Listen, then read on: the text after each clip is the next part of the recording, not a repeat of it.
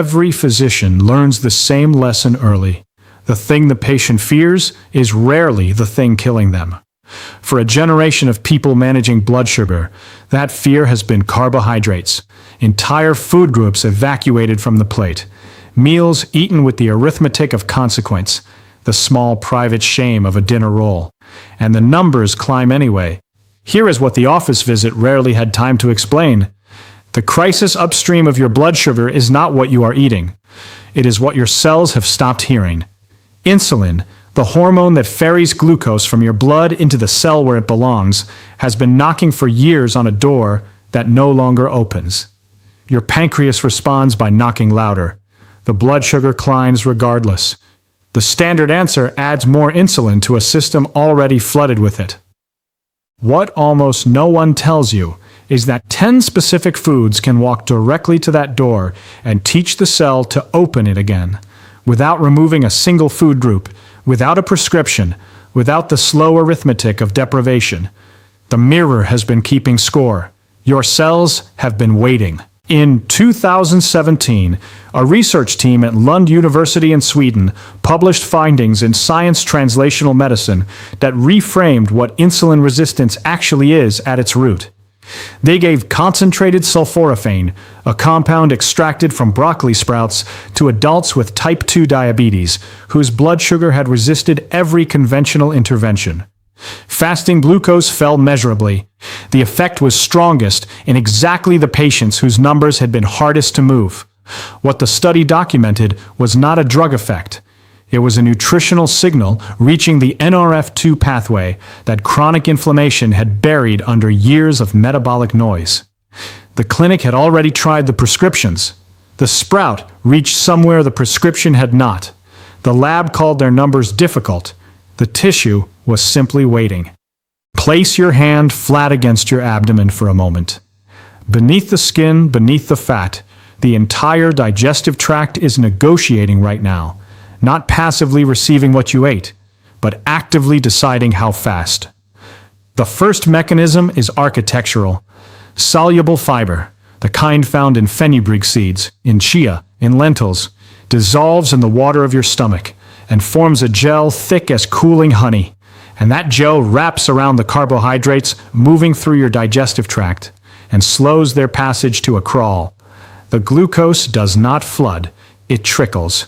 No flood means no panic signal to the pancreas, no emergency release of insulin, no sharp climb on the meter an hour after the meal.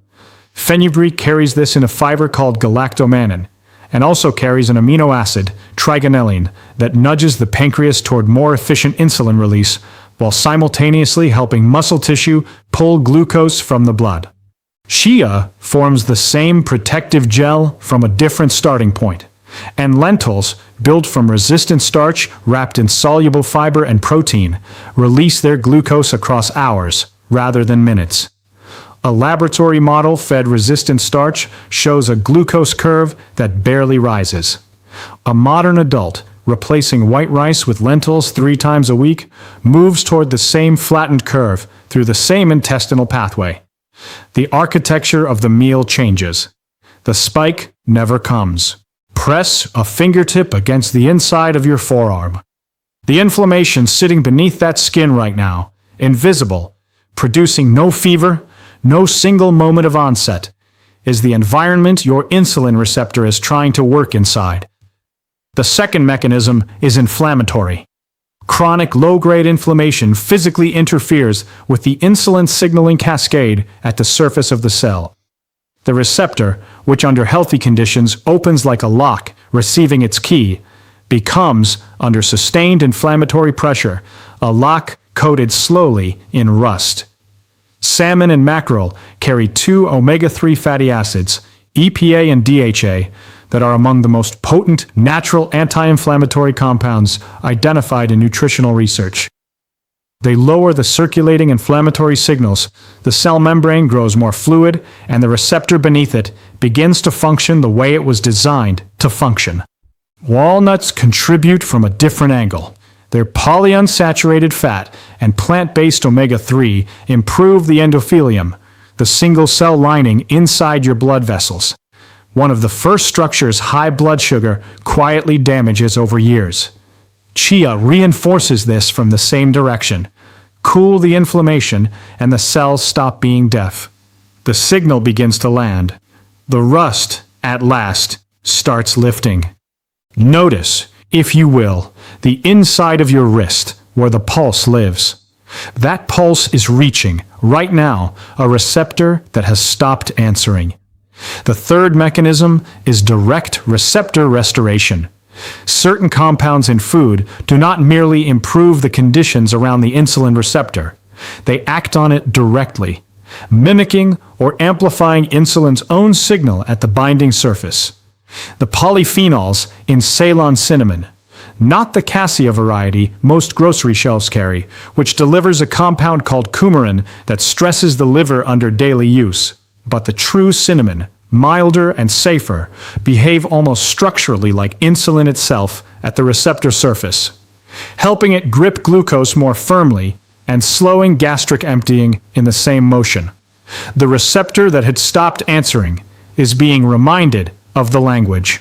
Acetic acid, the active molecule in apple cider vinegar, 1 tablespoon diluted in a full glass of water, taken 15 minutes before a carbohydrate meal, slows gastric emptying and simultaneously helps muscle tissue pull glucose from the blood for immediate fuel.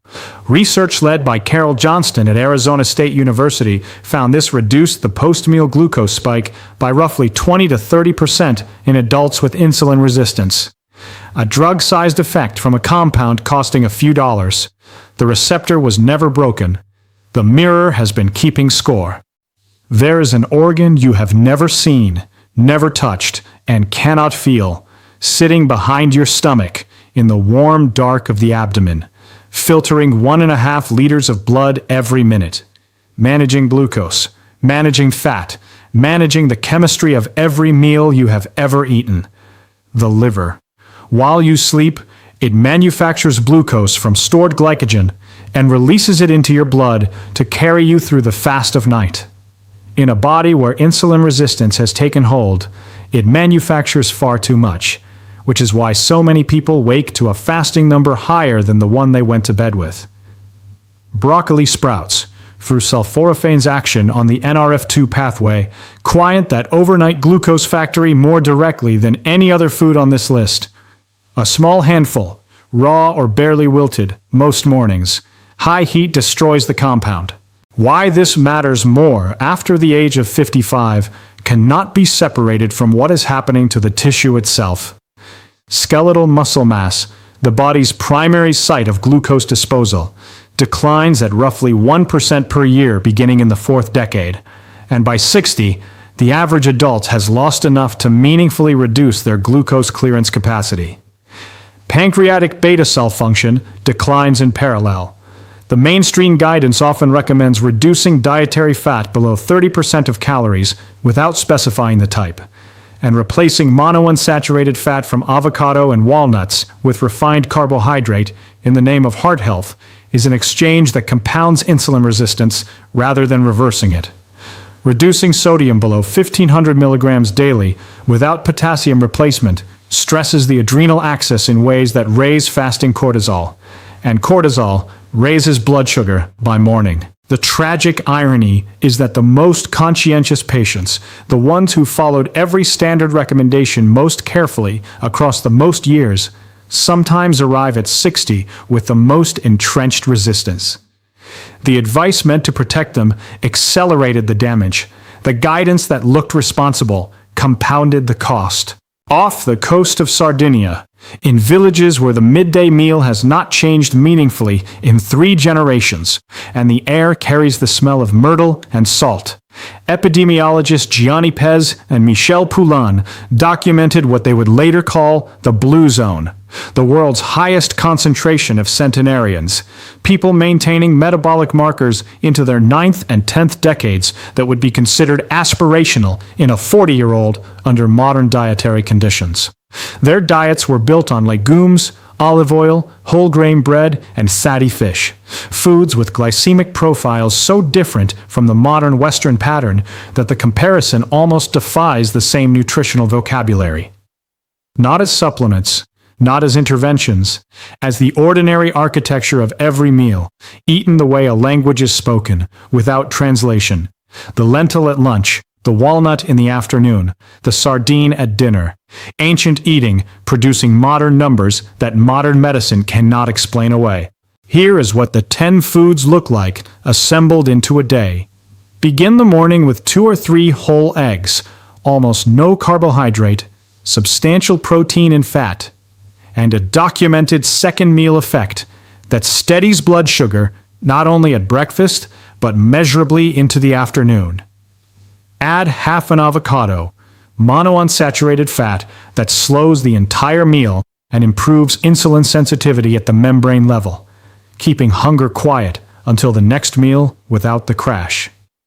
Soak 1 teaspoon of fenugreek seeds overnight in a glass of water and drink it first thing, seeds included.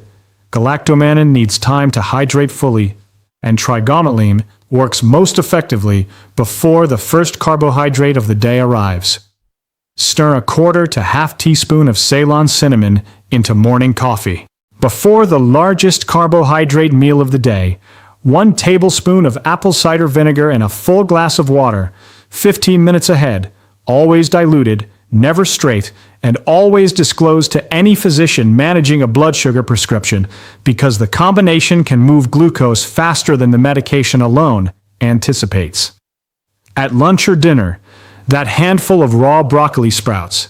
Twice a week, a palm-sized serving of wild salmon, mackerel, or sardines in place of a processed protein. A small handful of raw walnuts where a processed snack would have been. 1 tablespoon of chia stirred into yogurt or water with 10 minutes to gel.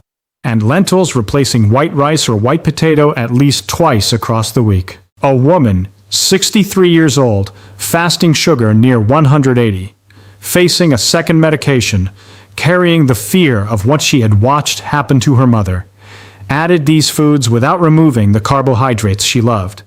Within 3 months, working alongside her own physician, she came down off that second medication entirely. 2 years later, the numbers held. She did not starve. She fed the mechanism that had gone quiet, and the mechanism remembered what it was built to do. The gel slowing the flood, the rust beginning to lift, the receptor learning its language again, the overnight factory running quieter, the fiber, the omega-3s, the polyphenols at the binding surface, the cell, that cell that had stopped answering the door, beginning to open on the first knock. Meal after meal, the signal landing where for years it found only silence. What the body had been asking for, quietly, without announcement, through years of rising numbers and mornings that started wrong before a single bite was taken, has never stopped.